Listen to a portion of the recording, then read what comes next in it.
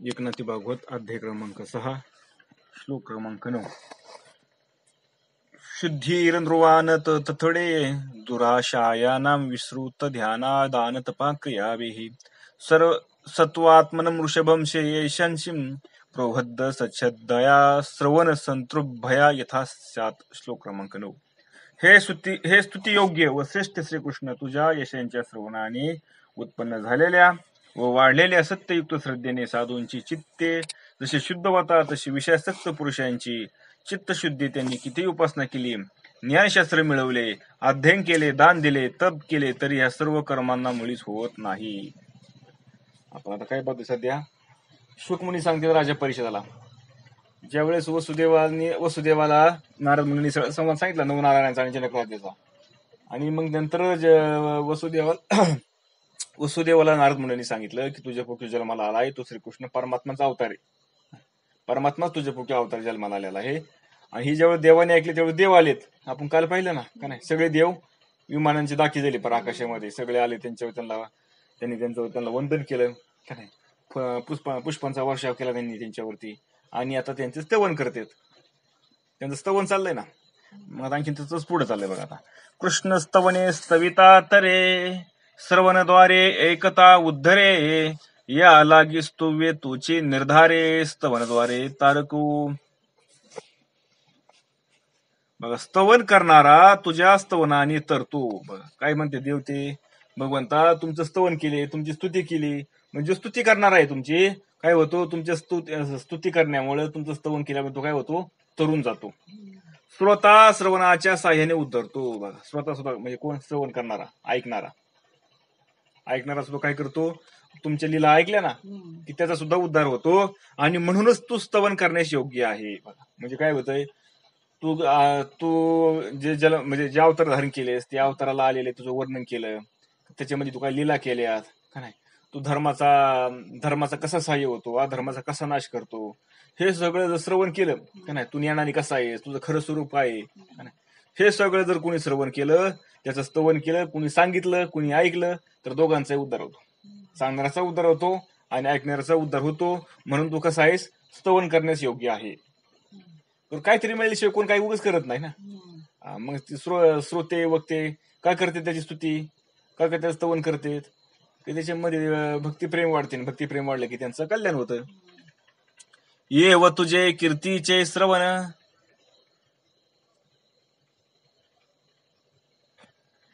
यव तुझे कीर्तीचे श्रवण, तेचे परमशुद्धीशी कारण, या वेगळे जे साधन ते केवळ जाण प्रयास. बघा, मग हे भगवंता तुझ्या कीर्तीचे श्रवण परमशुद्धी करणार आहे. काय होतं नेमकं तुझं स्तवन केल्यानंतर काय होतं, तर म्हणजे अरे भगवंता तुझं ज्यावेळेस वक्ता सांगतो म्हणजे काय करतो, स्तुती करतोय का नाही, आता ही चाललंय त्याची काही स्तुतीची नाही त्या परमात्म्याची, आणि जो ऐकणार आहे तो काय करतो, श्रवण करतोय. मग ते असं केल्यामुळे काय होतं, त्याची परमशुद्धी प्राप्त होते. त्याला काय होती, श्रवण केल्यामुळे परमशुद्धी करणारे आहे तुझं काय, हे सगळं स्तवन आहे. म्हणून अन्य सर्व साधने म्हणजे केवळ श्रमच आहेत. हे सगळ्यात सोपं साधन असताना बाकीचे साधनांनी होईलच म्हणून सांगता येत नाही. आपण काल पाहिलं का नाही, तुम्ही जे बाकीचे साधन आहेत, तप, योग, याग का नाही, ध्यान, यांनी अंतःकरण शुद्ध होईल सांगताच येत नाही होईल म्हणून. पण सगळ्यात सोपं जे असेल ना अंतःकरण शुद्ध करायचं साधन म्हणजे हे कुठलं, भगवंताचे गुणगान गायचे, ते ऐकायचे, दुसऱ्याला सांगायचे का नाही, आणि ते सगुण रूप असणारे भगवंताचं त्याचं ध्यान करायचं. हे सगळ्यात सोपं आहे म्हणले अंतःकरण शुद्ध करायला. म्हणून एका सुरवरिष्ठा तुझे या श्रवणाची उत्कंठा, अंतरी पापाचा मळकटा, दोन्ही चौकटा करी वृत्ती. म्हणून हे देवश्रेष्ठा तुझे कीर्तन ऐकण्याची उत्कंठा आम्हाला लागली, म्हणून म्हणजेच काय झाले, त्यामुळेच मनुष्याच्या पापाची पुटे धुतली जातात. कशामुळे पाप जाते, सगळे पाप जळून नष्ट होतात, वृत्ती निर्मळ होते. कशामुळे होते, की हे भगवंता, हे देवश्रेष्ठा तुझे कीर्तन ऐकल्यामुळं.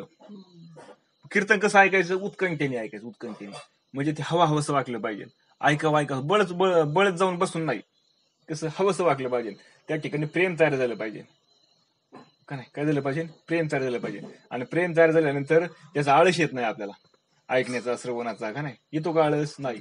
आणि जर प्रेम नसेल तर तुम्हाला लगेच झोपे लागणार, काय होणार, लगेच झोप लागणार. म्हणून उत्कंठा लागली पाहिजे. आणि अशी उत्कंठा लागली म्हणजे त्यामुळे काय होतं, मनुष्याच्या पापाची पुके धुतली जातात. आणि आता पाप धुवून गेले की वृत्ती निर्मळ होऊन जाते. मग तुझ्या श्रवणी होऊन उदास, तपे तपता तापस, नाना साधनी कर्कश, झाल्या निरस मती त्यांच्या. तुझ्या कीर्तनाचे श्रवण करण्याची उत्कंठा किंवा आवडही नसलेले लोक जे अनेक कष्ट प्रसाधनांनी तपश्चर्या करीत असतात, त्यांची बुद्धीच शुष्क व निरस होते. बघा काय सांगितलंय. हे जे साधन आहे कुठलं, श्रवण आणि कीर्तन करायचं सोडून, बरं का, ज्याला ह्याची आवड नसेल त्याने बाकीचे किती जरी साधनं केले, हे सगळे साधनं कशी कष्टप्रद आहेत. फक्त कष्टच तुमच्या हातात, काय पात्र काय पण फक्त कष्ट, दुसरं काहीच होणार नाही. मग त्या साधनाने मग काही तपश्चर्या करीत असले का नाही, अशांची सगळ्यांची बुद्धी काय होती, शुष्क होती, निरस होऊन जाते. म्हणजे काय, निकामी होऊन जाते, काहीच कामाची राहत नाही. त्यांना वेळ लागत, थोडक्यात कसलं वेळ लागत, त्यांना जे पाहिजे तिथं साध्य होतच नाही. पण ती बुद्धी त्यांची काय होती, निकामी होती. बुद्धी विचार करण्या योग्य राहत नाही,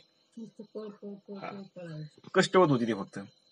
मग मंत्रविद्या ग्रहण विकळ उच्चारिता वर्ण, शुद्धी नव्हे परी दारुण, पातक पूर्ण अंगी वाजे. मंत्रविद्या ग्रहण केली, जर त्या मंत्रातील वर्णाचा उच्चार अशुद्ध केला, बघा आता मंत्रविद्या असेल, आता हे जे ब्राह्मण लोक येतं हे काय करते, सगळे मंत्राचा उच्चार करतात का नाही.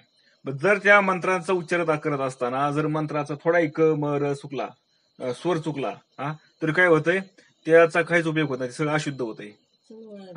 ते साधक शुद्ध होत नाहीत का नाही. त्यामुळे त्यांच्या मातीवर एक पातक बसते, त्याला पुण्य होत नाही, त्यांचा अंतःकरण शुद्ध होत नाही. काय होतं, पाप वाटतं त्यांचं पाप, कारण त्याचा दोष लागतो चुकीचा उच्चार केल्यामुळं. कुठं, त्या साधनामध्ये. पण तुमचं ह्या साधनामध्ये, भक्तिरूपी साधनामध्ये ना, तुम्ही श्रवण करताय ना, तुम्ही त्या भगवंताची लीला सांगतायत ना, मग त्या लीला सांगत असताना जरी उच्चार चुकला आपला, कृष्ण म्हणजे कृष्णा मानला, तरी दोष लागत नाही. बघून त्याला कौतुक वाटतं त्याचं, बघा ना माझा भक्त कसा करतोय, मला कौतुक आहे म्हणतो, कृष्णा म्हणतोय का नाही. जरी शब्द चुकला तरी तिथं काय लागत नाही, दोष लागत नाही. का, हे भक्ती मार्ग आहे ना. तसा मंत्र वगैरे उच्चार करत असताना जर तुम्ही त्याचा मंत्राचा उच्चार चुकला तर त्याचा तुम्हाला दोष लागतो. मग करिता शास्त्र श्रवण, चौगुणा गर्व चढे पूर्ण, तो ज्ञातीपणाचा अभिमान, न निघे जाण चित्रमुखा. अरे हे भगवंता, अशा माणसांनी पुष्कळ शास्त्र जरी श्रवण केली, बघा आता, बरं का, मग आता नुसतं शास्त्रांचा अभ्यास करतोय, वेदांत वाचतोय का नाही, 4 शास्त्र, 18 पुराणी, 6 का नाही, हे सगळ्यांचा अभ्यास करतोय तो, मुखदगत केली पाहिजे त्यांनी, सगळे शास्त्र श्रवण केली त्यांनी, ऐकली, वाचली का नाही, सगळं केलं. पण त्यांचा गर्व चौपट वाढला, त्यांचा गर्व वाढला. का, मुखदगत झाले, त्यांना लगेच त्यांचे अभंग पाक झाले, त्यांचे वाव्या पाक झाल्या, त्यांचे श्लोक पाक झाले का नाही, आणि ते सांगायला लागले. काय झालं, यांनी त्यांचा अभिमान वाढला, कमी व्हायचा होता, अभिमान घालवायचा होता, तो आणखीन वाढला. मग ते अभिमान वाढलं तर अंतःकरण शुद्ध होईल का, नाही. मग जर कुणी खरोखर जे खरं आहे ते सांगायला जर गेलं तर त्यांना ते पटत नाही. का पटत नाही त्यांना, आम्ही एवढा अभ्यास केला ना, आम्हाला शिकवायला लागला, म्हणजे काय झाला, अभिमान वाढला. मग असा जर अभिमान वाढला तर त्या अंतःकरण शुद्ध होईल का, होणार नाही. मग त्या भगवंताची प्राप्ती होईल का आपल्याला, नाही होणार. म्हणून शास्त्र श्रवण असं आणि शास्त्र वाचन असं याने सुद्धा काय होतो, गर्व वाढतो, चौपट गर्व वाढतो. मग आता वाचायचीच नाहीत का, वाचायचे, पण कसे वाचायचे, त्याचं नामसंकीर्तन करून वाचायचे का नाही, त्याची आवड म्हणून वाचायची, त्याची स्तुती म्हणून वाचायची, त्याचं स्तवन म्हणून वाचायचे. बघा ना, भगवंतांनी अवताराला असं केलं. आता पाहा ना, आता आपण भागवत वाचतोय, मग पाहा ना, भगवंतांनी कृष्णरूपी अवताराला आला आणि जे उद्धवाला काही सांगितलंय, भागवत सांगितलंय का नाही. मग काही केलं आपण त्याचं स्तवन करतो, आपण त्याची स्तुती करतो ना. बघा भगवंतांनी किती लीला करून दाखवली, किंवा अर्जुनाला गीता सांगितली का नाही. असं म्हणून वाचतो ना आपण, का त्याचा अभ्यास म्हणून वाचतोय आपण. तुम्ही कसं श्रवण करता किंवा तुम्ही कसं ऐकता त्याचा फरक आहे. अभ्यास करणं म्हणजे, म्हणून काही सांगितलंय, शास्त्रीय पुराणी श्रवण जरी केली किंवा जर वाचन केलं त्यांचं, तर त्यांचा गर्व चौपट वाढला जातो आणि ते ज्ञानीपणाचा गर्व ब्रह्मदेवही घालू शकत नाही. असं एकदा त्याला ज्ञानाचा अभिमान झाला ना, आता याला ज्ञानाचा अभिमान म्हणायचा. आधी कोणता अभिमान होता, ध्येयाचा अभिमान होता, आता ज्ञानाचा अभिमान झाला. मी कोणतरी, मी सगळ्यात श्रेष्ठ आहे, मी कोणतरी काय श्रेष्ठ आहे, माझ्यासारखं कोणी नाही. तिथं मी आला का नाही परत, मग तो कशाचा कोणता मी आहे, तो आता ज्ञानाचा मी आहे. मग असा असणारा ज्ञानाचा मी कुणीही घालू शकत नाही, ब्रह्मदेव सुद्धा घालू शकत नाही. बघा, देहाचं मी तरी सद्गुरू घालावते, पण एकदा ज्ञानाचं मी झाला ना, तो ब्रह्मदेव सुद्धा घालू शकत नाही. एवढा कठीण हा ज्ञानाचा अभिमान. करिता वेद ध्यायन विस्वर गेलिया उच्चारण शुद्धी नव्हेची परिमरण अवश्य जाण उतरासुरा ऐसे. वेद मंत्र उच्चारण्यात जर चूक झाली, बघा आता वेदातलं मंत्र उच्चारण चूक झालीच तर पुण्य न मिळता उत्तरस्वरासारखे मरण मात्र येते. उत्तरस्वराला आलो का नाही, जर मंत्र उच्चारात चूक झाली तर थोडं जरी चुकलं तरी काय होतं, लगेच त्याचा दोष लागतो, कारण त्याचा अर्थ बदलतो ना. मग दान देता नृग बहुवस कुपी झाला कृकलास प्राप्ती दुरी परिनाश असमहासास रोकडा. दान देण्यात आता दानाचं समज का नाही, आता ही काय सांगते ती बाकी साधन आहेत ना, बाकीच्या साधनेने काय होतं ते सांगतात आपल्याला का नाही. मग आता दान जी साधन आहे, ह्या दानामध्ये जर दान आपण दिलं तर नृगराजाची नकळत चूक झाली बघा. नृगराजा त्याने दान देताना थोडी चूक झाली होती. काय चूक झाली ती, तेव्हा तो ब्राह्मणाच्या शापाने मोक्या सरडा होऊन विहिरीत पडला आणि त्याला लाभ न होता त्याचा नाश मात्र झाला. काय त्यांनी चूक केली होती, त्याने एका ब्राह्मणाला गाय दान दिली होती बर का. काय केली, त्या ब्राह्मणाला गाय दान दिली आणि तो ब्राह्मण गाय घेऊन गेला आणि ती गाय रात्रीची सुटून आली परत आणखी माघारी त्यांच्या गोशाळेमध्ये. आता तीच गाय, आता एवढ्या मोठ्या त्यांच्याकडे गाय असतात, मग त्या ब्राह्मणाने काय केलं, त्या राजाने काय केलं, परत दुसऱ्या दिवशी दुसऱ्या ब्राह्मणाला गाय मागायला. मग आता त्याने तीच गाय परत दुसऱ्या ब्राह्मणाला दिला. त्याला दिल्यावर काय झाला, त्याने संकल्प सोडला आणि गायदान म्हणून संकल्प सोडला आणि दुसऱ्या ब्राह्मणाला, पहिल्याच्या ब्राह्मणाची गाय आलती ना परत माघारी, ती वाला मला माझी गाय परत सुटून आली मला रात्री. मग मग मला कोणती गाय म्हणलं, ही का हीच तुम्ही दिलेली आता. मग राजा मला आता तिथे दिली म्हणलं मी, आता एक काम करा तुम्ही दुसरी गाय घेऊन जा. नाही मला तीच पाहिजे म्हणलं. राजा मला तुम्हाला दुसरे 2 देतो म्हणला. नाही मला तीच गाय पाहिजे. मला तुम्हाला 4 गाय देतो. हा नाही मला तीच पाहिजे. मग आता दिली होती ना, आता बरं त्या राजाची काही चुकी का, त्याची काही चुकी नाही, काही चुकी नाही त्याची, हा त्याचा काही दोष नाही.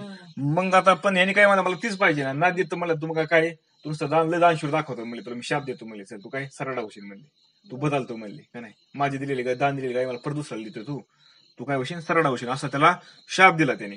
म्हणजे हाय का, मग दान करून सुद्धा काय होतंय आपल्याला गुंतावच लागत आहे ना. दानाचा अभिमान होतो, कुठं काही होतंय. तप करिता सृशृंगाशी तो वश झाला वेश्यांशी, श्रद्धा श्रवणाची या यशी शुद्धानिकांशी पैनाई. ऋषशृंग कीर्तन ऐकण्याची आवड नसतानाच नुसतेच तप करीत होता आणि तो राजाने पाठवलेल्या गणिकांचा वश झाला.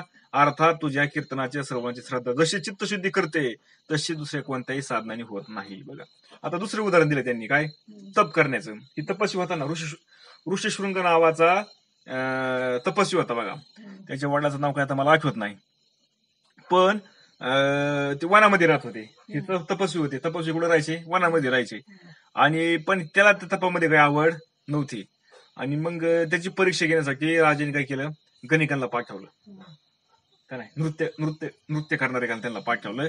आणि त्यांचं नृत्य करून त्यांचं ते नृत्य पाहिलं की त्यांना ते वश झाला. म्हणजे त्याचा तपाचा काय झाला, भंग झाला. ते बरीच मोठी कथा आहे ती, पण आपल्या थोडक्यात सांगलं तुम्हाला का नाही. म्हणजे अर्थात काय होतं, जर कीर्तनाच्या श्रवणाची श्रद्धा जशी चित्तशुद्ध करते तशी म्हणले दुसरे कोणत्याही साधनाने चित्तशुद्ध होत नाही. आणि लय सोपं आहे बरं काही कीर्तनात, सगळ्यात सोपं आहे. कीर्तनाने काय होतं, अंतःकरण शुद्ध करून घेणं. काय त्याला काय तुम्हाला काळ आहे का, त्याला वेळ आहे का, त्याला कोणती जागा आहे काय, जिथं जमत तिथं सतत आपलं चालू ठेवायचं. मग कर्म करावे यथा निगुती तव त्या कर्माची घनगती, प्राचीन बहारची कर्मस्थिती नारदुक्ती सांगेविली. यथाविधी कर्म आचरावे तर ते कठीण असते. बघा म्हणले कर्म करायचे म्हणले, कसं करायचं, यथाविधी जसं शास्त्राने सांगितले तसं कर्माचं आचरण करायचं म्हणले. म्हणजे काय होतं, अंतःकरण शुद्ध होतं म्हणले. मग प्राचीन बहिर्राजा कर्मनिष्ठ होता, पण नारदाच्या उपदेशाने त्याने कर्म सोडून दिले. बघा प्राचीन राजा कसा होता, तो कर्मनिष्ठ होता, पण नारदाने त्याला उपदेश केला, दिलं कर्म सोडून. मग कर्मी आचमन करावे तेथे माश मात्र जळ घ्यावे, न्यूनाधिकात सवे दोष पावे सुरापानासम. कर्मकांड्यामध्ये आचमन घेण्याचा जो विधी आहे, त्याचं तळ हातावर आचमनासाठी पाणी त्यात एक उडीत बुडेल एवढंच घ्यावं असा नियम आहे. पण ते प्रमाण कमी जास्त झाले तरी मद्यपानात पातक लागते. बघा कशाला कोण करी कर्मकांड्यामध्ये, म्हणजे ते नाही का आता पूजा पाठ करायची, ब्राह्मण काकाने म्हणायचं घ्या करा आचमन करा, घ्या हातावर पाणी. किती पाणी घ्यावं लागतं, फक्त एक उडीत बुडून एवढंच पाणी घ्यावं लागतं. ज्या त्याच्यापेक्षा जास्त झालं तर त्याचा दोष लागतो, कमी झालं तरी दोष लागतो. मद्यपानाचा दोष लागतो, दारू पिण्याचा. तिचं पाणी घेतलं हातावर आणि आचमन करायचं म्हणजे ते प्यायचं असतं ना. हा, पियाचा. आणि पण ते जास्त झालं तर जणू का दारू पिण्याचं पातक लागत, कमी झालं तरी दारू पिण्याचं पातक लागत. म्हणजे त्यांनी काय होतं, ज्या जातो आपण एक करायला आणि होतं दुसरंच का नाही. म्हणून म्हणून काय केलं पाहिजे बघा आता पुढे मग, ये व दृश्य हृदय ज्याशी तपाधिक साधने त्याशी शुद्ध नवे ऋषिकेशे श्रवणे कीर्तीशी नायकता. म्हणून हे प्रमाणे हे ऋषिकेशा, म्हणून ज्यांचे अंतःकरण मलिन असते त्यांना तप केले तरी त्यांना त्याची गुणसंकीर्तन श्रवण केले नाही तर त्यांची चित्तशुद्धी होत नाही. बघा म्हणून हे म्हणता काय की हे ऋषिकेशा, अंतःकरण जसं मलिन असतं ना, म्हणजे त्याचं अंतःकरण कसं आहे, गजूळ आहे, मलिन आहे, कचरा त्याच्या अंतःकरणामध्ये, म्हणजे कशाचा, विषयांचा. त्याने किती जरी तप केलं पण तुझं गुणसंकीर्तन जर नाही केलं, म्हणजे काय, तू केलेले लीला चरित्र नाही ऐकल्या का नाही, तर त्यांचं अंतःकरणाची शुद्धता कधी होऊ शकत नाही. त्यांनी किती तप करू द्या, तपाला बसला तो आणि तप केलं त्याच्या चित्तामध्ये काय सांगा, विषयाचे काय होईल करून सांगा बरं. उदाहरण तर तुम्हाला म्हणजे सांगतो, आपण सकाळची देवपूजा करायला बसतो.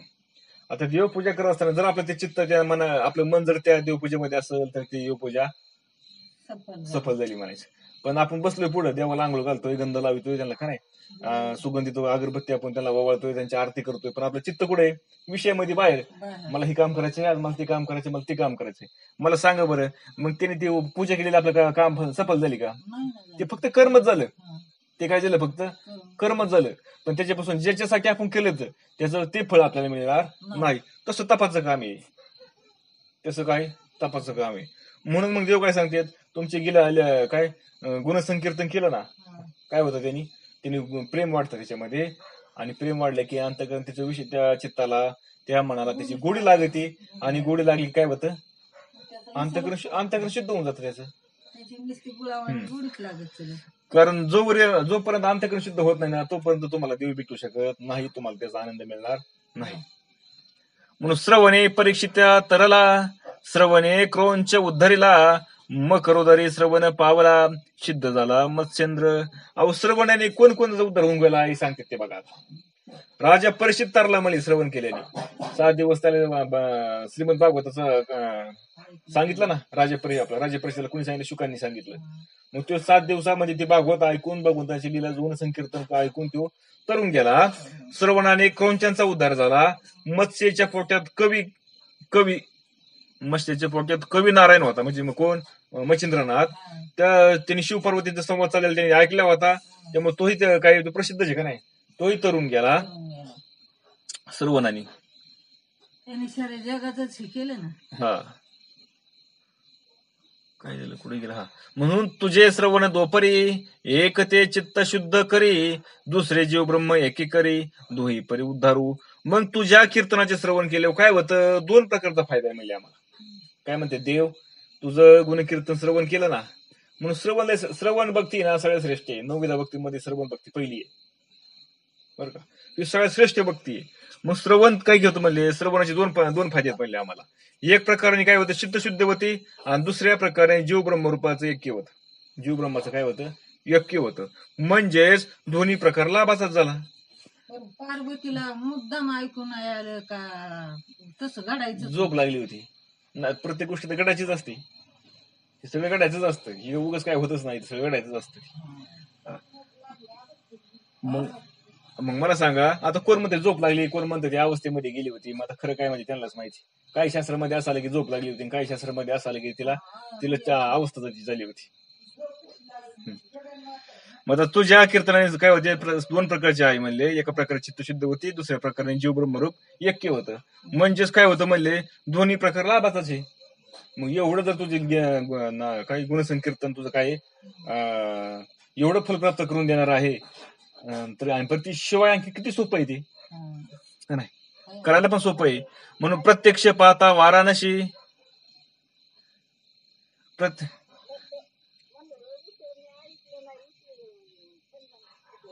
हा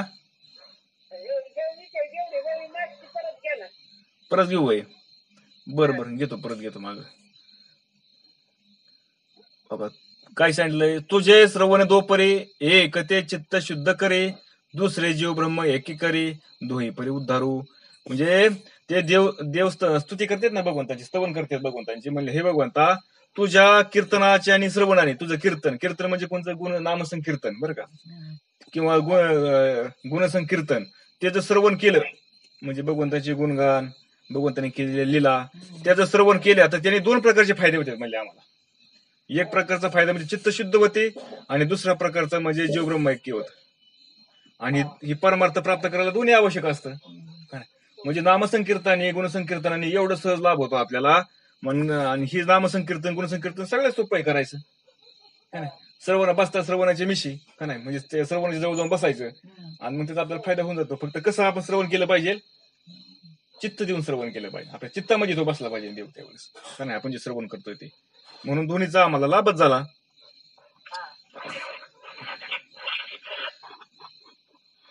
मग पुढं प्रत्यक्ष पाहता वाराणसी, श्रवणी तारक ब्रह्म उपदेशी, मुक्ती क्षेत्र झाली काशी, श्रवणी जीवाशी उद्धारू.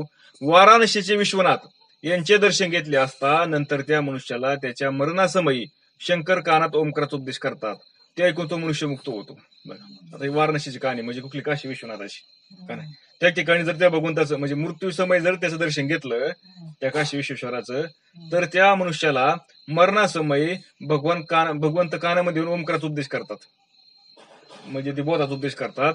आणि त्याने जर तो ऐकला तर तो मनुष्य मुक्त होतो. म्हणजे अर्थात तिथे श्रवण झालं का नाही, म्हणजे इथे हे कानाने मंत्राचे श्रवण झाले असता त्या मनुष्याचा उद्धार होत असतो. म्हणून श्रवण भक्ती सगळ्यात श्रेष्ठ आहे, का नाही. श्रवण म्हणून झालं पाहिजे ना आपलं. मग तो अवाप्त सकळ काम, निष्कामाचे निजधाम, ऐशिया तुझं करणे कर्म, भक्त ब्रह्मछेदावाया. हे भगवंता, तुला कोणतीही गोष्टी मिळवणे शक्य नाही. बघा, भगवंताला काही कोणती गोष्टी मिळवायची काय अशक्य आहे का त्याला काहीच अशक्य नाही ना. पण निष्काम स्थितीचे तू जे स्वतः स्थान आहेस, तरी भक्ताचं भ्रम घालवण्यासाठी तुला अवतार घेऊन कर्म करावी लागतात. त्याला काय अशक्य आहे का, त्याला काय अवताराला यायची गरज आहे का. पण तू येतोय अवताराला, कोणासाठी येतोय, भक्तांसाठी अवताराला येतोय. आणि अवताराला येऊन तू निष्काम स्थितीचं तू काय करतो, त्याला तिथं येऊन त्या भक्ताचा भ्रम घालवण्यासाठी तो अवतार घेऊन त्यांना तू कर्म करतो. कोण भगवंत करतो का नाही कर्म, सांगा बरं. त्याला दम निघतो का. त्या भक्ताचा भ्रम घालवायचं म्हणून तू काय होतो. भक्ताला एवढं तास नाही, भक्त काय करतो, भक्त त्याच्या नावाने हक्का मारतो त्याला, बस त्याने तेवढंच करायचं. त्याने काय लिहिला केला काय नाही केलं त्याचं गुणगान गायचं, त्याचे फक्त भक्ताने एवढंच करायचं. पण त्याला किती कष्ट होत्यात. त्या भक्ताला बरोबर घेऊन जायचं, त्याचा मार्ग चुकला नाही पाहिजे. त्याला ठिकाणी त्याच्या परमार्थासाठी त्याला आलेल्या ज्या अडचणी येतात त्या अडचणीमध्ये संकटामध्ये त्याला सोडवायचं, मागे पुढे उभा राहायचं, त्याला इकडे तिकडे घुसरून द्यायचा नाही, त्याची परीक्षाही घ्यायची. हे सगळं करत असताना आणि मग तो असा असणारा परमात्मा परत सद्गुरू होऊन त्यांनीच यायचं आणि त्याचा भ्रम काढायचा, कोणाचा, भक्ताचा. म्हणजे एवढं सगळं त्याला करावं लागतं ते भगवंता. तशी वास्तविक पद्धत येण्याची काय त्याला येण्याची आवश्यकता नाही काही, का नाही. नाना चरित्रांची करणी करिता झालाशी चक्रपाणी, मोक्ष मार्गाची निसरेणी दिदली रचुनी जनाशी. अनेक लीला व पराक्रम करून तू लोकांना मोक्षाचा सोपानच उपलब्ध करून देतोस. म्हणजे काय, अनेक लीला केल्या, तो पराक्रम केलेत. म्हणजे काय, आता तू कोणासाठी अवतार धारण करतोय, तू भक्तांसाठी करतो, ब्राह्मणांसाठी, गायींसाठी, का नाही, धर्माचं संरक्षण करण्यासाठी तू अवतार धारण करतो. आणि त्या अवताराला आल्यानंतर तू काय करतो, त्यांचं रक्षण करताना कुणाला मारतो, कुणाला तारतो, का नाही, कुणाला मार्ग दाखवतो. आणि ते केलेले तुझे त्या लीला केल्यात त्या फक्त लीला बघताना काय करायचं, त्याचं गुणगान करायचं, ते ऐकायचं, एकमेकाला सांगायचं. तेवढं केलं तरी त्यांचं काय होतं, उद्धार होऊन जातोय. तू काय देतो त्यांना, मोक्ष देतो उपलब्ध करून त्यांना, नुसतं तेवढं श्रवण केल्याने. आणि खरं बरं का, ही गोष्ट होती. ही गोष्ट मला सांगा, आता तुम्ही आतापर्यंत विठ्ठल माझं करीत आला, तुम्हाला हा मार्ग माहिती होता का. मला तरी माहिती होता का. मला बरोबर भोळी सेवा होती का नाही. कीर्तन जायचे, कीर्तन ऐकायची, श्रवण करायचं, का नाही, वारीला जायचं. बरं, कुणी सांगितलं पण नाही. मला सांगा, इथपर्यंत आणलं का नाही भगवंतांनी आपल्याला. मग ही पण म्हणजे कसा तुम्ही त्यांच्यावर कसा विश्वास ठेवला, निश्चिम भाऊ, म्हणजे काहीच नाही भाऊ, मला काहीच कळत नाही, काही योग्य असताना तुला काय करायचं ते करून घे, का नाही, असं भाऊ. त्यांनी माझ्या हातात दिली, तिथून मरण सुरुवात केली. म्हणजे मला फिरून आता काय, मग मला काय म्हणायचं, इथपर्यंत त्यांनी आणलं का नाही आपल्याला बरोबर. मग आता आपल्याला लिहिता येत नाही, वाचता येत नाही, काहीच कळत नाही आपल्याला, तरी इथपर्यंत आणलं भगवंतानी. म्हणजे ही सगळं करणार कोणी, भगवंताची. फक्त काय केलं, जप कस करता, तुम्हाला कोणचा गुरु आहे, म्हणलं गुरु नाही माझा, मालक गुरु आहे. पण आपण काय केलं, फक्त त्याचं फक्त नामाचा काय केलं, नामसंकीर्तन गुणसंकीर्तन केलं, काय दुसरं केलं सांगा बरं. नाही, काहीच नाही. इथपर्यंत आलो, इथं पुढे समज सद्गुरू भेटले, त्यांनी मार्ग दाखवून दिला. आता सुरुवातीला त्यांनी काय केलं, आधी त्याच्या नामसंकीर्तनाने त्याच्या गुणसंकीर्तनाने अंतःकरण शुद्ध झालं, आणि अंतःकरण शुद्ध झालं म्हणून त्याला यावं लागलं गुरु होऊन परत, का नाही. हे आता कोणाच्या ग्रुपाने पण झाला, पण कोण आलाय, परमात्माच आला का नाही गुरु होऊन आपल्याला मार्ग दाखवायला. आणि जीव आणि ब्रह्माचं एक करून दिले त्याने आपल्याला, का नाही. काय सांगितलं, ते परमात्मा, ते ब्रह्मस्वरूप तूच आहेस, हे सांगून दिलं का नाही आपल्याला. म्हणजे काय झालं, जीव ब्रह्माचं एक झालं. म्हणजे सगळं कोणी करून घेतलं, भगवंताने. कशाने केलं, फक्त आपण त्याच्या निश्चिम भाव ठेवला, का नाही. त्याला आपण आनंदी भावाने शरण गेलो, तेवढंच केलं फक्त आपण. त्याचं गुणकीर्तन ऐकत बसलो.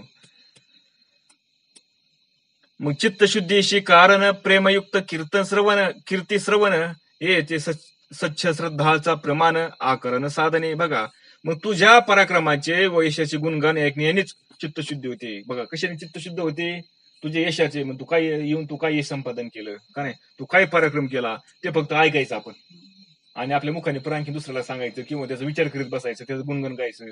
बघा त्या भगवंताने असं केलं, कृष्ण अवतारामध्ये आला, का नाही, त्यांनी अशी लीला केली. काय लीला केली, गोकुळामध्ये चोऱ्या केल्या, त्याचं ते गुणगान गायचे, का नाही. परत पुढे काय केलं, परत लहान असताना त्यांनी राक्षसांना मारलं, का नाही. हा, परत राम अवतारामध्ये आला, वनामध्ये गेला, 12 वर्ष वनवास केला त्यांनी. हे त्याचं गुणगान करायचं, त्याने चित्तशुद्धी होती. आणि ते श्रद्धा पाहिजे, पण काय करताना सगळं श्रद्धा पाहिजे. श्रद्धा म्हणजे कसं, त्याला त्याची गुढीच लागली पाहिजे. आणि गुढी म्हणजे कसं असतं, म्हणजे गुढी स्वरूप कसं आहे, त्या तुम्ही किती वेळा जरी ऐकलं ना, त्याचं समाधानच होत नाही. किती ऐकावं, का नाही, त्याचं काय होत नाही, समाधान होत नाही. त्याला म्हणायचं गुढी लागलं ना, तर एकदा ऐकलं, दोनदा ऐकलं, हे आता काय सारखं ऐकायचंय, आता आपण याने झालोय, आता आपणच काय होऊन आपणच काय करू सांगू दुसऱ्याला, का नाही. मग ते भागवताचार्य होत्यात, का नाही, ते गाथाचार्य होत्यात, ते कीर्तनकर होत्यात, दुसऱ्याला सांगलं पण जाते, का नाही. पण त्याला ऐकू वागत नाही दुसऱ्याचं, असं जे होतं ना. सांगत असताना त्याच्यामध्ये तो रमून गेला पाहिजे. किती रमून गेला पाहिजे, असं होतं. ती सांगत असताना आपण ऐकत असतो ना, ऐकत असताना जणू काही आपल्या समोर चाललंय सगळं चित्रपट. बघून तो जन्माला आला, तू लीला करतोय, तू मागं पळतोय, का नाही, चोऱ्या करतोय दया दुधाच्या, हा, असं जणू काही आपल्या समोर चाललंय. एवढं त्याच्याशी आपण ऐक्य होऊन गेलं पाहिजे ते ऐकताना, एवढं त्याची गुढी लागली पाहिजे आपल्याला. तर काय होतं, ते अंतःकरण शुद्ध होतं. म्हणजे त्याला श्रद्धा पाहिजे, म्हणा, श्रद्धा असल्याशिवाय एवढं होत नाही. मग हे सगळे साधने श्रद्धा नसेल तर व्यर्थ होतात. मग तुम्ही यातलं कुठले काय करा, साधन करा, पण तुमची श्रद्धा नसेल, तुमचा विश्वास नसेल, तर ते तुमचे सगळे व्यर्थ होणार. काय होणार, सगळे व्यर्थ होणार. असं जरी वाटलं, तुम्ही समज नामसंकीर्तन करताय, गुणसंकीर्तन करताय, आणि तुम्हाला वाटलं पण आपण करतोय, पण बरोबर चाललंय का आपलं, काय चाललंय का आपलं, बरोबर चाललंय का, हे आपल्याला होईल का फायदा, असं एकदा जरी मनात आलं ना, तरी तुम्ही रेबस पडता, मागे जाताय परत. म्हणजे किती किती विश्वास पाहिजे ना आपला त्याच्यावरती. नाही, हे मी करतोय ना, हे माझं काय होणार आहे, कल्याणच होणार आहे, असं एवढा विश्वास आपल्याला पाहिजे त्याचा, एवढी आपली श्रद्धा पाहिजे त्याच्यावरती. पण अलीकडे लोक म्हणतात, नाही ते रामकृष्ण हरी म्हणायचं नाही, हे म्हणायचं नाही, ते म्हणायचं, ते म्हणायचं, असं नाही करायचं. आता त्यांनी कुठं काय होतंय का, नाही. आता काय कुणाचं काय असेल, म्हणजे त्यांचं काही चुकीचं आहे आपण असं म्हणत नाही. कसं माहितीये, कुणाचं काय असेल, कुणाचं काय असेल, पण का नाही, कुणाचं काही का असा ना, पण आपल्याला शास्त्रांनी सांगितले, आपल्या सद्गुरूंनी सांगितले ना, त्या पद्धतीने आपण काय करायचं. कारण आपल्याला मार्ग दाखवा कोण आलेला आहे, भगवंतच आपल्या सद्गुरूच्या रूपाने आलेला आहे, का नाही. माझ्या चोपाचा कायसा प्रेम भगवान, आपणची देव, का नाही. मग आपली श्रद्धा आहे का असे, बरं खरं भगवंतच माझा गुरु होऊन आलेला आहे, मग आहे का श्रद्धा आपल्याशी, नाही ना. तिथं तर आपण कमी पडतोय जास्त, आणि ज्याचे आहे ना त्याचं कल्याणच होते लगेच, त्याला सांगायचं लागत नाही जास्त, लगेच त्याचा उद्धार होऊन जातोय. आणि ज्याचे नाही ना, ते गुतला मग. म्हणून अपेक्षा जे जे साधन साधिले, ते अपेक्षेनीचे फोल केले, निरपेक्षाचे हृदय भले वेगे केले परमार्थी. बघा, मग आता हे सगळं साधना करत असताना, श्रवणाची, कीर्तनाची, का नाही, नामसंकीर्तनाची, मनात कामना धरून जर साधन केले, बरं का, तर ते वासनेमुळे ते व्यर्थ होते. तुम्हाला त्याचं फळ मिळतं, तुम्ही जी इच्छा धरून केलं ना, ती इच्छा तुमची पूर्ण होती, पण तुम्हाला त्या परमात्म्याची प्राप्ती होत नाही. तुम्ही साधन केलंय ना, मग ते केलेलं साधन तुम्हाला फळ तर मिळणारच आहे. तुम्ही इच्छा केली ना, माझा संसार काय सुखाचा व्हावा, का नाही, भरभरा केलेला व्हावा, सगळं पैसा पाणी सगळं होणार, तुम्हाला जे तुम्ही मागता ना ते सगळं पूर्ण होईल, पण भगवंत मात्र भेटणार नाही, म्हणून व्यर्थ सांगितलंय. काय सांगितलंय, म्हणून व्यर्थ सांगितलंय. बरं, भगवंत संसार, तुमचा संसार सुख झाला म्हणून त्याला व्यर्थ का म्हणलंय, कारण ते मुळातच खोटे आहे, तिथला काय तुमच्याबद्दल काहीच येत नाही, येतं का आपल्या बरं काय घेतलं, म्हणून ते व्यर्थ आहे. आणि भगवंत काही सत्य असणार भगवंत आहे, खरं असणारा कोणी भगवंत आहे, त्याची प्राप्ती करणं तेच आपले आपले हे काय कर्तव्य आहे. आणि ते आपण ते मात्र आपलं म्हणजे मेन जे कर्तव्य आहे आपलं मनुष्य जन्माचं ते आपलं पूर्ण होत नाही, म्हणून ते व्यर्थ आहे. मग निष्काम साधकांचे हृदय लवकर परमार्थाकडे वळते. पण निष्काम साधक आहे ना, काय काहीच अपेक्षा नाही आता, नुसतं फक्त काय करतोय, त्याला आवड लागली, त्या भगवंताचं प्रेम लागले त्याला, आता त्याला मुक्ती सुद्धा नको. काय नको त्याला? मुक्ती सुद्धा नको. त्याला देव मिळावा ही सुद्धा अपेक्षा नाही. फक्त त्याला काय वाटतं, त्याची गोडी वागते, त्याला आनंद वागतोय, प्रेम वागतंय, त्याला समाधान वागते. म्हणून काय करतोय तो, ते साधन करतोय. एवढं निरपेक्ष त्याचं साधन चाललेलं आहे, मग ते देवाला दम निघत नाही ते. मग काही काहींचे कल्पचे कल्प गेलेत, काही काहींचे कितीतरी जन्म त्याच्यामध्ये गेलेत, काही काहींच्या आयुष्य गेले त्यांच्यामध्ये, पण त्यांना देव भेटला, अंतकर सुद्धा शुद्ध झालं नाही. का? त्यांना अपेक्षा आहेत म्हणून, काहीतरी थोडीफार अपेक्षा आहे. पण ज्याला अजिबात अपेक्षा, निरपेक्ष सेवा करतो तो, निरपेक्ष, हा, त्याच तुम्ही जशी सेवा करताना तसं तुम्हाला लवकर पादरात पडतं. हृदयाचे सखोल आळा, स्वधर्म बीज अंकुरला, श्रद्धेचा वेल उगवला, कोंब निघाला तरतरी तो. अशी कल्पना करा की हृदयाची खोल आळे आहे. बघा काय करा म्हणले, कल्पना करा म्हणले, हृदयामध्ये खोल आळे म्हणजे काय, खड्डा आहे, खांद्याला जाड लावलेला आपण करतो ना तसा. आणि ते स्वधर्मी बीज हृदयाला घातले, स्वधर्माचं बीज काय केलं त्याच्यामध्ये लावले आपण, आणि त्याला अंकुर फुटला, व श्रद्धारूपी वेल वाढली, आणि ती जोरात आणि तरतरीत काय लागली, तिला कोंब आली परत. म्हणजे काय केलं, अंतकरणामध्ये स्वधर्म रूपाचं बीज काय घेतलं आपण, लावलं. स्वधर्मरूपी बीज म्हणजे कोणतं? शास्त्राने सांगितलं ना स्वतःचा धर्म. आपला धर्म काय आहे? चांगलं आचरण, नेहमी खरं बोलणे, का नाही, कुणाला त्रास न देणे, कुणाला फसवणे नाही, का नाही, सरळ सरळ वागणे, थोडक्यात काय सरळ सरळ वागणे, ह्याचं बीज त्याने घातलं कुठं, अंतकरणामध्ये लावलं. आणि त्या बीजाला अंकुर फुकला, आणि श्रद्धारूपी वेल त्याला वाढला. तो काय, ती वेल कोणता आला? तो श्रद्धारूपी. कारण स्वधर्माच्या बीजाला श्रद्धारूपी वेल येतो ना. मला सांगा, स्वधर्म जर नसेल आणि तुम्ही जर धर्माचं बीज लावलं, त्याला श्रद्धारूपी बीज येईन का? त्याला वेल येईन का? त्याला कोणता वेल येईन? त्याला अधर्माचा वेल येईन ना तो, का नाही. आणि श्रद्धारूपी वेल आल्यामुळं तो काय झाला, वाढला. कुठे गेला, थांबा. ती वेल वाढली, आणि जोराने तरतरीत काय त्याला कोंब फुकली, त्याला एकदम तरतरी आली त्याला, आणि जोराने असे कोंब फुकले. चांगले, जसे एखादी चांगली जमीन असेल आणि चांगल्या जमिनीमध्ये एखाद्या आपण एखादी बीजाची पेरणी केली, सुपीक जमीन चांगली, त्याला वापसा चांगला आहे, सगळं काही व्यवस्थित आहे, त्याला वापसा वगैरे त्याला चांगला आहे, त्याची कोळापणे बिळापणे चांगली व्यवस्थित केलेल्या आहेत, आणि ती बीज आपण पेरणी केली, त्याला कशी कोंब निघते, सराट एकदम, आणि त्याला वरची वर जसं त्याला पाणी थोडं थोडं मिळत गेलं की तसं काय होतं, सणासणाच्या वाढत चालते. तसं हे श्रद्धारूपी बीज लावलेलं, ते स्वधर्मी रूपी बीज लावलेलं असतं त्या अंतकरणामध्ये. त्याचं किती अंतकरणामध्ये काय झालं पण आधी, ते खड्ड्या खाण्याचं म्हणजे काय, त्याची मशागत झाली पाहिजे, आणि त्या मशागती झाल्यानंतर ती बीज लावल्यानंतर त्याला अंकुर फुकला, आणि ती श्रद्धारूपी वेल त्याला वाढली, आणि तरी त्याला कोंब फुकले परत. म्हणजे काय, झपाकीच त्याची वाढ झाली त्या वेलांची, आणि कोंब फुकले, त्याला फुटले. मग सच्छ श्रवण प्रबळ जळे, ऋतली वैराग्य दृढ मुळे, वेगी केले निजबळे, श्रद्धा मिळे चिदाकाशी. मग त्या सत्याच्या श्रवणाने स्वच्छ पाणी त्या रोपाला घातले. बघा आता तिचे रूप आलेलं वेलीचं, कारण श्रद्धा रूपी जी वेल आलेली, त्या वेलाला सत्याच्या श्रवणाने स्वच्छ पाणी. बघा कोणतं श्रवण केलंय, सत्याचं आचरण कोणतं आहे, सत्याचं, का नाही, ते पाणी त्या रोपाला घातले.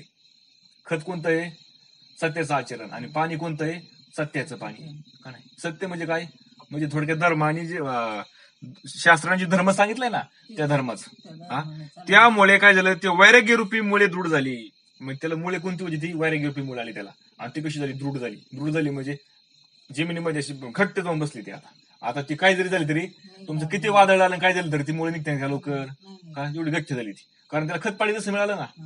कोणतं खतपाणी मिळलं त्याला, सत्याचं, का नाही, सत्याचं आचरण, सत्याचं पाणी, का नाही. सत्याचं आचरण ही खत, आणि सत्याचं पाणी श्रवण, सत्य बोलणं म्हणजे काय, ते त्याचं पाणी हे त्याला मिळलं. म्हणजे मुळे काय झाले, घट्ट झाले. कुठले, वैराग्याचे. वैराग्य म्हणजे काय, वैराग्य कशाला म्हणायचा, वैराग्य म्हणजे ह्या संसारामध्ये त्याला कशाची अपेक्षा नाही आता, हे सगळं खोटे आहे, मिथ्या आहे, हे काहीच आपल्याला सुख देणार नाही. हे ज्याच्या चित्तामध्ये घट्ट बसलंय ना, त्या अशामुळे घट्ट वाढले त्या अंतकरणामध्ये, का नाही. त्यामुळे त्याला इकडे संसारामध्ये रमतोय का आता, नाही रमत. कशामुळे रमत नाही, त्याच्या अंतकरणामध्ये त्या वैराग्याच्या मुळे घट्ट बसलेल्या आहेत, म्हणून ते रमत नाही. मग आता ते असा रमत, ते संसारामध्ये रमत नाही. मग ते संसारामध्ये जरी काही सुख दुःख झाले तर त्याने त्याचा काही परिणाम होतो, त्याचा काय होत नाही परिणाम, कारण वैराग्याच्या मुळे गट्टी येतात त्या ठिकाणी. त्याच्यावरती काही परिणाम होत नाही.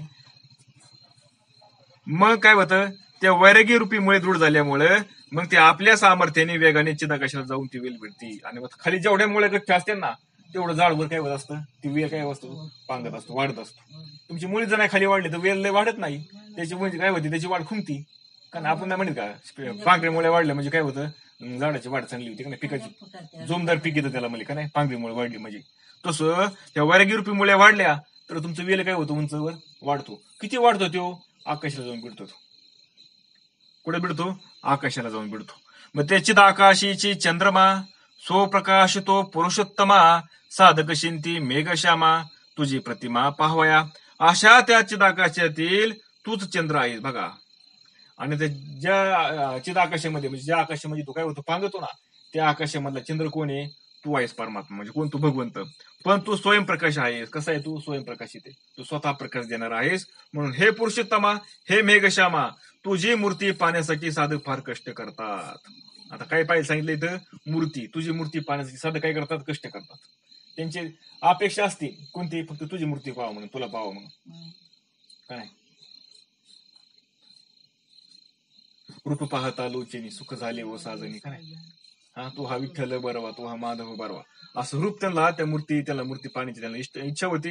म्हणून ते किती कष्ट करतात. सांगा बरं, आता जे काही भक्त असतात त्यांना काय मिळतं बरं दुसरं, सांगा बरं मला. हे बाकीचे विषयाचे लोक आहेत ना, ते मध्ये काही येडे लोक आहेत बाबा, काय मिळतं बरं ह्याच्यामध्ये, भजन करून, कीर्तन करून, वाऱ्या करून, पाय पाय चढवून काय मिळतं यांना, म्हणतात का नाही लोक, कितीतरी म्हणणारे आहेत लोक असे. सांगा बरं मग का बरं, मग का बरं करतात हे सगळं, त्यांना काय मिळतं बरं, त्यांना त्या भगवंतांची सुख मिळते, त्याला सुख वाटतं, गुड लागते त्याचं रूप पाहण्याची. मग त्या तुझे श्री चरण प्रत्यक्ष झाले दर्शन घालून या लोटांगण चरणस्तवन करीता ते. मग अशा तुझ्या चरणाचे दर्शन झाले एकदा का, तुझ्या त्या सगुण रूपाचं दर्शन झालं, तुझ्या त्या चरणाचं दर्शन झालं, मग आम्ही धन्य आहोत. कसं झालं, मग आम्ही धन्य होतो. म्हणून तुला साष्टांग नमस्कार करून आम्ही तुझ्या चरणाला स्तवन करतो, तुझ्या चरणाचे स्तवन करतो. म्हणून काय केलं, आम्ही तुला साष्टांग नमस्कार केला आणि तुझ्या चरणाला नमस्कार करतो, वंदन करतोय. कोण म्हणतंय, देव म्हणतात. सगळे देव आलेत ना गोळ्याहून भगवंतापाशी, हा, ते सगळे देव म्हणतात.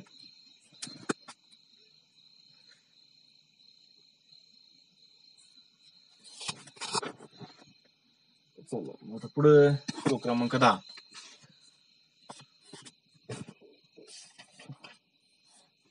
एवढे श्लोक घेऊ का नाही. आमच्या अशुभाशयाचा घातू करिता चरण धूमकेतू तुझाचे जे विख्यातू त्रैलोक्यात श्रीकृष्णा.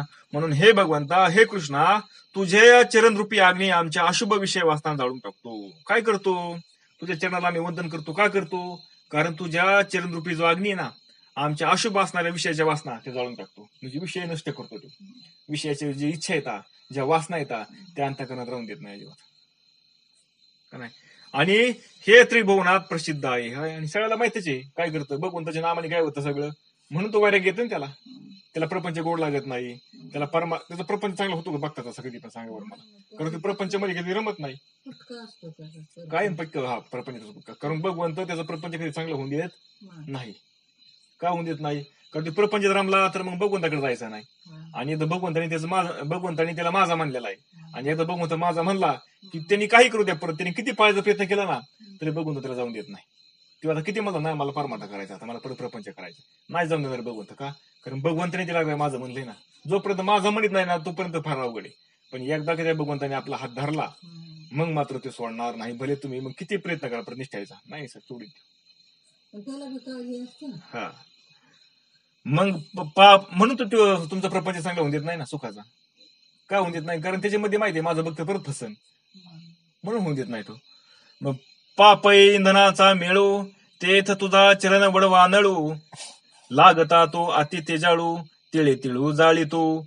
मग पापरूपी इंधनाला तुझ्या चरणरूपी वनव्याचा स्पर्श होताच. पापरूपी जे इंधन आहे, पाप म्हणजे आपलं थोडक्यात पाप आहे, त्या पापाला तुझ्या चरणरूपाचा वनवा लागला तर तो अत्यंत कसा आहे, तो तेजस्वी आहे. पण ते पाप पूर्णपणे काय होतं, जळून टाकतो. तो पाप शिल्लक ठेवत नाही. आणि आता पाप सगळं संपलं, खाली शिल्लक काय राहतं का, मग पुण्यच राहतं ना फक्त.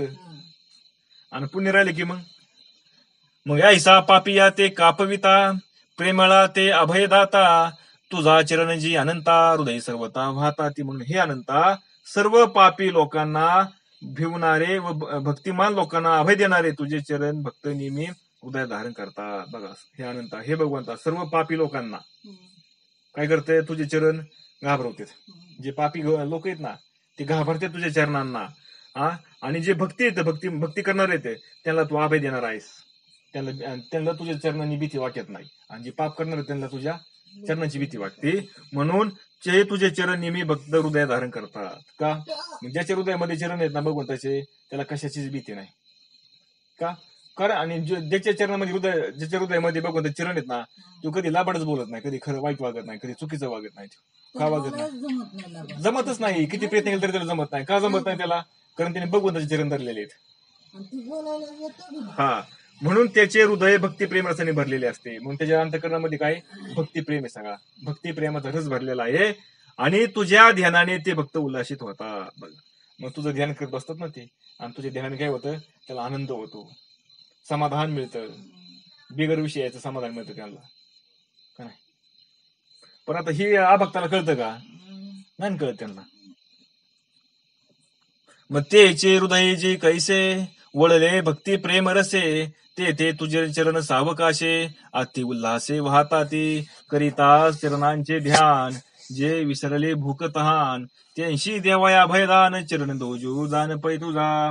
म्हणजे हे तुझ्या चरणाचे ध्यान करताना भूक तहान विसरतात. त्याला भूक लागत नाही, तहान लागत नाही, त्याला झोप येत नाही. काय नाही, त्याला रात्री झोप येत नाही त्यांना.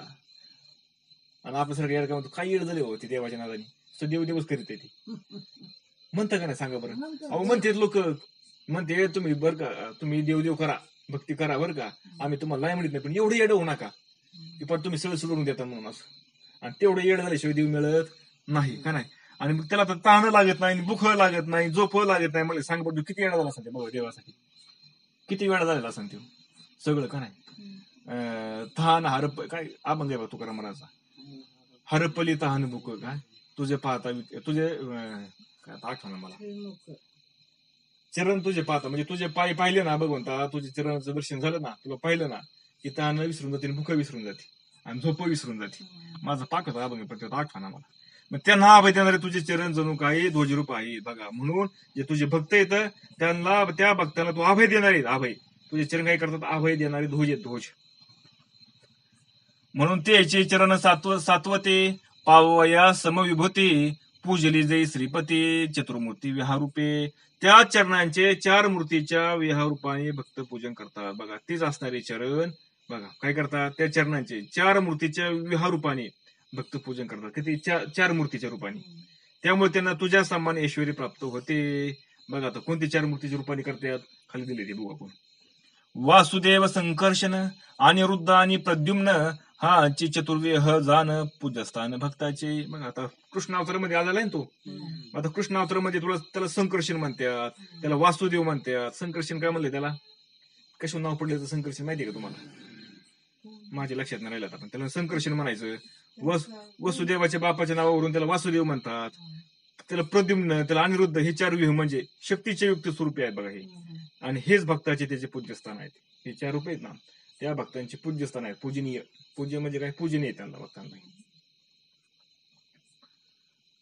म्हणून भिन्न भिन्न चारी व्यक्ती चहुरूपे एक मूर्ती, आयशे जाणून पूजेची भक्ती व्यवस्थिती त्या नाव. म्हणून भिन्न भिन्न चार व्यक्ती येत या, पण चार रूपांनी एकच मूर्ती तयार होते असे समजून भक्त तुझी पूजा करतात. त्याला व्यवस्थिती असे विहस्थिती असे नाव आहे. म्हणून सात्वत म्हणते ते भक्त भगवत पद ऐश्वर्या ते वांछित, चतुर्विह रूपे पूजित ऐश्वर चित्त ठेवून. जे भक्त अशा प्रकारे तुझ्या ऐश्वर्याचे चिंतन करून तुझी पूजा करतात, ते तुझ्या ऐश्वर्याच्या प्राप्तीची इच्छा करतात व स्वतःला सात्वत म्हणतात म्हणजे सात्विक. जे भक्त काय करतात, तुझे ऐश्वर्य चिंतन करतात, ते तुझी पूजा करतात. ऐश्वर्य कोणतं, असं ऐश्वर्य संपन्न असणारा भगवंत. का नाही? म्हणजे ऐश्वर्य, हा सगळं ऐश्वर्य म्हणजे कोणाचं आहे, त्याच आहे. म्हणजे ऐश्वर्य कोण झाला, तो झालाय. अशा पद्धतीने तुझी पूजा करतात, ते तुझ्या ऐश्वर्याच्या प्राप्तीची इच्छा करतात व स्वतःला सात्वत म्हणतात. बघा, आणि काय करतात, तुझ्या ऐश्वर्याची प्राप्तीची म्हणजे तुझं असणारे जे व्यापक रूपे ना, ते आम्हाला मिळू दे. म्हणून जन्म मरण प्रवाह स्थिती नासवाया एक भक्ती, पूजा कीजे चतुर्थमूर्ती आत्मवंते सज्ञानी आत्मज्ञानी पुरुषांनी जन्म मरण जरा पुनर्जन्म इत्यादिकांचा नाश होण्यासाठी तुझ्या या मूर्ती चतुष्टयाचे भक्तीचे पूजन करावे. बघून म्हणून आत्मज्ञानी पुरुषांनी जन्म मरण जरा पुनर्जन्म इत्यादिकांचा नाश करण्यासाठी होण्यासाठी त्यांनी काय केलं पाहिजे, ह्या ज्या मूर्ती चतुष्टयांचे भक्तीचे पूजन करावे. आता ते सांगितलेत ना, यांचं पूजन करायचं. म्हणजे हा सगळं मिळून कोणी एकच आहे ना, कृष्ण. त्यामुळे आपण कृष्ण धरून चालायचं का नाही. म्हणून तसं कोणती केलं तरी काही हरकत नाही. पण आता हे कृष्ण अवताराला आलेला आहे ना तो, आता देव त्या कृष्णाची स्तुती करतात ना, त्यामुळे त्यांनी ते सांगितलंय. मग त्रिशेवन कारण सगळं तोच आहे ना, कुठल्या जरी अवताराला गेलं तरी त्याचा अवतार कोणाचा आहे, त्याचाच आहे. म्हणून सेवा ती आवडी उच्चारावी ना, म्हणजे ज्याला जे आवडत ना आपल्याला त्याने ती करायची सेवा. त्रिशेवन त्रिकाळ पूजा करती आविकाळ भजोनी जिंतीला कळीकाळ जन्ममुळे छेदवाया. मग सकाळी दुपारी व संध्याकाळी जे तुझी सांगोपांग पूजा करतात ते पुनर्जन्माची मूळ अशी वासना छेदून टाकतात व काळाला जिंकतात. बघा, सकाळची पूजा, दुपारची पूजा, संध्याकाळची पूजा, जे अशी सांगोपांग तुझी पूजा करतात ना, ते पूर्वजन्माची मूळ अशी असणारी वासना छेदून टाकतात आणि काळाला जिंकतात. पूजेचे प्रकार पुढे येतील आता. आणि पूजा करायची, कशी करायची पूजा, कोणती पूजा, नेमकं पूजा कशाला म्हणायचं का नाही. मग आणि काही भक्तजन तुझे करिता ती भजन यज्ञद्वारा होम हवन विधिविधान वेदोक्त. बघा, अजूनही काही तुझे भक्त येतं ते काय करतात, वेदोक्त विधीने यज्ञ करतात, त्यात हवन देतात यज्ञामध्ये, अशी तुझी पूजा करतात. आता पूजेचे प्रकार देणार पुढच्या श्लोकामध्ये, ते आपण आता उद्याच्याला पाहू का नाही. आता आपण इथंच थांबू. अंगलिका वरदारी विठ्ठल श्री ज्ञानदेव.